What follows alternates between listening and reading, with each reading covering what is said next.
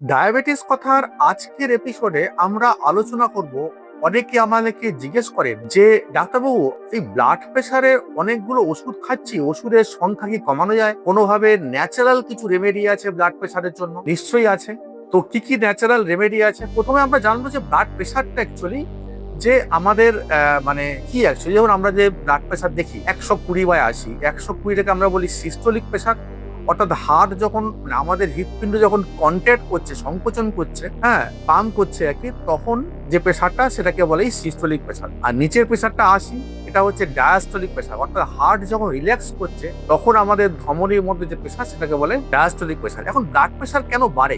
আমাদের যত বয়স হয় আমাদের যে ধমনির ইনার লেয়ার আছে, হ্যাঁ, ইনার লেয়ারে নাইট্রিক অক্সাইড বলে একটা কেমিক্যাল তৈরি হয়। এই কেমিক্যালটা খুব ক্ষণস্থায়ী, কিন্তু এই কেমিক্যালটার বৈশিষ্ট্য হচ্ছে এটাকে আমাদের ধমনীগুলোকে রিল্যাক্স করতে সাহায্য করে। যত বয়স বাড়ে আমাদের রক্তে নাইট্রিক অক্সাইডের পরিমাণ কমে যায়, ফলে আমাদের ব্লাড প্রেশার বাড়তে থাকে। তো এটার ন্যাচারাল রেমেডি কি আছে, অর্থাৎ কোন কোন খাবার বা কি করলে নাইট্রিক অক্সাইডের পরিমাণ ব্লাডে বাড়বে, তাহলে ব্লাড প্রেশারটা কমবে। প্রথমে খাবারগুলো বলি। প্রথমে হচ্ছে যে আমাদের ঘুম থেকে উঠে আমাদের 1 কোয়া রসুন চিবিয়ে খেতে হবে। অনেকে বলেন যে 1 কোয়া রসুন চিবিয়ে খেতে কোনো অসুবিধা নেই, কিন্তু এতে মুখে একটা গন্ধ বেরোয়, ব্রাশ করলেও সেই গন্ধটা থাকে না, মানে গন্ধটা যায় না। তো এক্ষেত্রে একটা রেমেডি হচ্ছে, আপনি তারপরে যখন ব্রেকফাস্ট করছেন, ব্রেকফাস্টে একটা আপেল খাবেন এবং গ্রিন আপেল খেলে ভালো হয়। এই রসুনের সঙ্গে গ্রিন আপেলের একটা কেমিক্যাল রিয়াকশন হয়, যাতে ওই গন্ধটা আর মুখে থাকে না। তো গ্রিন আপেল বা সবুজ শাকসবজি যেগুলো আছে সেগুলো খাবেন, যেমন ব্রোকলি, হ্যাঁ, বা অন্যান্য শাকগুলো, যখন যে শাক পাওয়া যাবে আর কি, সে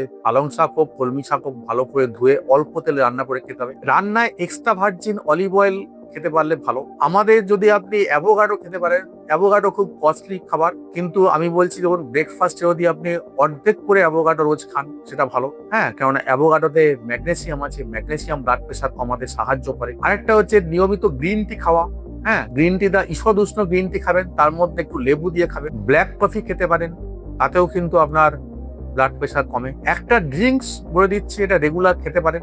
একটা বিট, একটা বেদানা ব্লেন্ডারে ভালো করে ব্লেন্ড করে তার সঙ্গে 1 চায়ের চামচ কোকো মিশিয়ে রোজ কোনো একটা সময় খাবেন। এছাড়া আপনি থোড়ের রস খেতে পারেন।